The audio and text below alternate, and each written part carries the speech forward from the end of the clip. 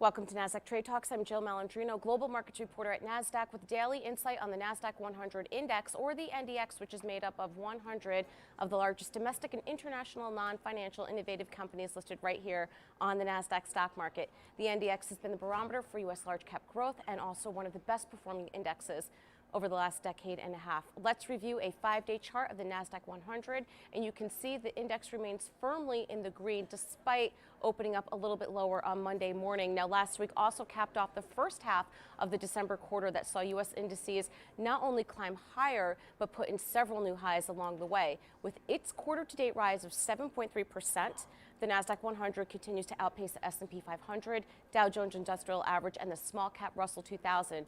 And as our analysts point out, so far impeachment hearings in the U.S. seem to have been a non-event for the markets, as a combination of less disappointing than expected earnings, a dovish Fed, and strong technical momentum have pushed the major U.S. equity indices to new all-time highs while keeping volatility exceedingly low.